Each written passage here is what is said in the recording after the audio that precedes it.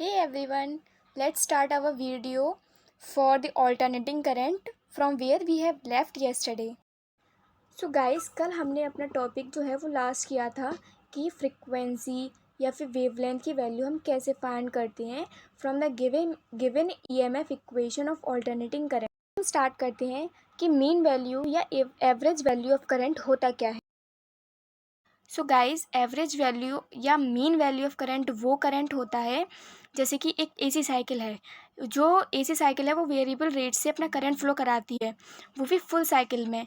But जो average value है वो वही करंट कांस्टेंट रेट से फ्लो कराएगी एक सर्किट में, और उसी टाइम में जिस टाइम में एसी करंट फ्लो होता है, और with a constant speed and in a half time. तो अब हम मीन वैल्यू या एवरेज वैल्यू कैलकुलेट करते हैं फ्रॉम द करंट इक्वेशन जो हमने कल कैलकुलेट करी थी ऑल्टरनेटिंग ईएमएफ से। सो गाइस, कल हमने फाइंड आउट करी थी that I is equals to I naught sine omega T. अब इसमें हम क्या करेंगे कि हम एक चार्ज निकालेंगे।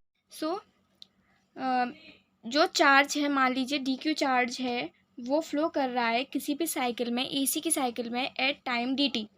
तो D Q by D T is equals to I D T. I current होता है, तो डी क्यू को हम लिख सकते हैं आई इंटू डी टी, और आई की इक्वेशन में पता है that I is equals to I naught sine omega T into D T.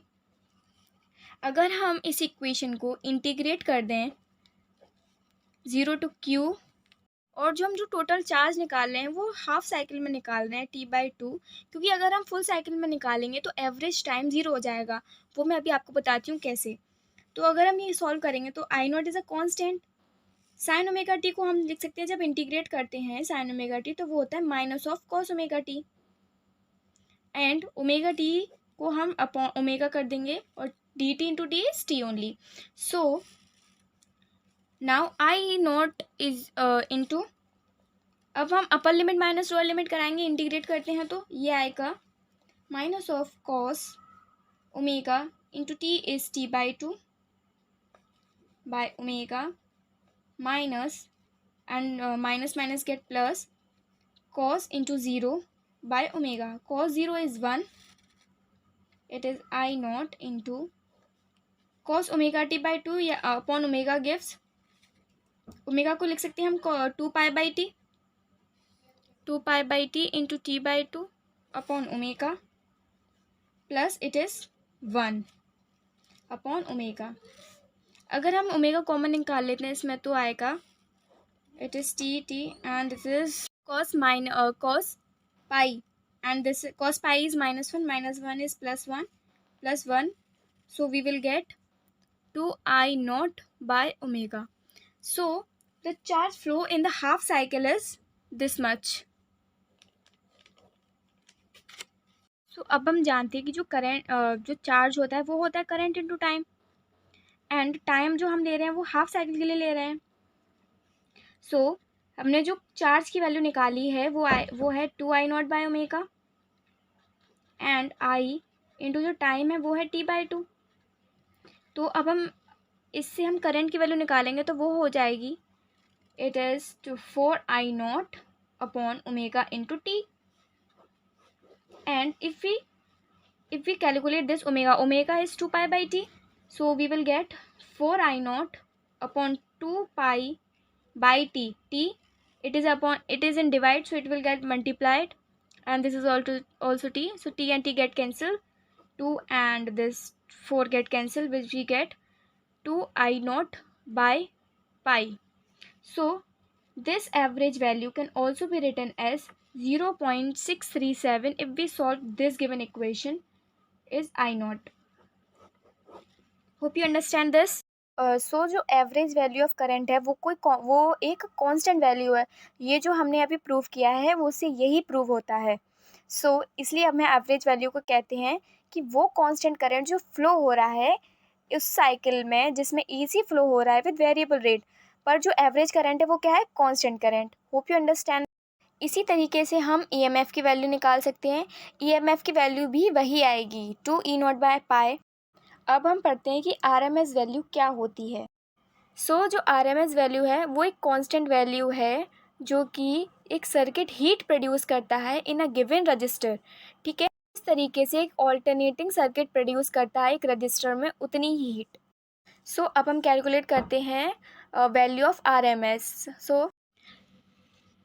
ये कोई सर्किट है, उसमें एक रजिस्टर लगा हुआ है ऑफ रेजिस्टेंस R और इसमें करंट फ्लो कर रहा है। उस करंट की हमने अभी इक्वेशन निकाली है, I = I0 of sine omega T.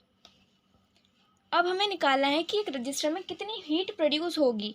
तो हीट का फॉर्मूला हमें पता है दैट हीट = I²RT। एंड अगर हम ये हीट जो है किसी स्मॉल अमाउंट ऑफ हीट निकालें किसी स्मॉल अमाउंट ऑफ टाइम पे, तो हम हीट को DH पुट करेंगे एंड टाइम को DT पुट करेंगे। तो DH = I²R इंटू DT। और I² की वैल्यू हमें पता है I0 sine omega T the whole square R into DT। Now if we differentiate the equation heat from 0 से H and this from 0 to T. Heat we will calculate from 0 to full cycle because heat does not changes. The charge in the charge section we have calculated it for half cycle, क्योंकि पहले half cycle में charge जितना होगा उतनी next half cycle में होगा। तो जो चार्ज होगा जितना हाफ साइकिल में पॉजिटिव में होगा उतना नेगेटिव में हो जाएगा, तो टोटल चार्ज फुल साइकिल में 0 हो जाएगा। इसलिए जो चार्ज है वो सिर्फ हम हाफ साइकिल के लिए कैलकुलेट करते हैं, बट जो हीट होती है वो फुल साइकिल में अलग अलग होती है, इसलिए हम हीट को फ्रॉम फुल साइकिल के लिए कैलकुलेट करते हैं from 0 to T। Hope you understand this part. Now if we differentiate this equation, it is H which is equals to I0 is a constant, I0² is a constant value and R is constant. So we will get from 0 to T sine it is sine square omega t into dt, which is sine square is first of all sine square को हम लिख सकते हैं sin square omega t is equals to, in this we have to use some mathematics too. So sin square t is 1 minus cos 2t. 2t is 2 omega t. Now we will put this value here. It is 1 minus cos 2 omega t from 0 to t dt. It is divided by 2 also.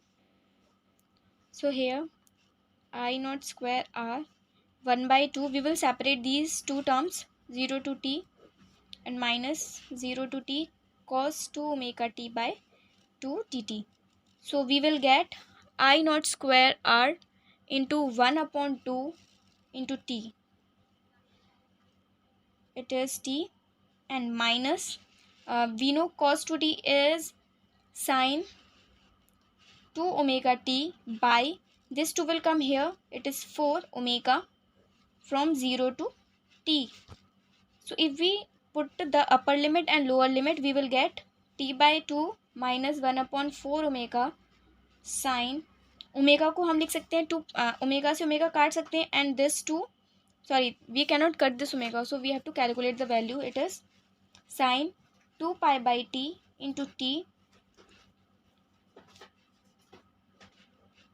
So ये t से ये t cut जाएगा, तो हमें जो heat की value मिल जाएगी, overall heat की वैल्यू मिलेगी I²R T by 2. Hope you all understand this following equation. अगर आपको कोई भी इशू हो तो प्लीज़ मुझे बताइएगा। अगर किसी भी सर्किट को RMS करंट चाहिए तो हम जो इसमें I0 है उसको हम लिख सकते हैं। अगर RMS करंट चाहिए तो हो जाएगा I²RMS इंटू RT, और हमें पता है जो करंट I0 होता है वो होता है IRMS इंटू √2। सो गाइस, आज हमने रूट मीन स्क्वायर वैल्यू और एवरेज वैल्यू फाइंड आउट करी है किसी भी ऑल्टरनेटिंग साइकिल के लिए कि वो कितने से कितने टाइम के लिए फ्लो होती है। कल हम लोग इसके आगे फेजेस स्टार्ट करेंगे। सो प्लीज़ अगर आपको कोई भी इश्यू हो, कोई भी प्रॉब्लम हो, तो प्लीज़ मुझे कमेंट सेक्शन में बताइए। If you like this video, please like, share and subscribe my channel. Thank you.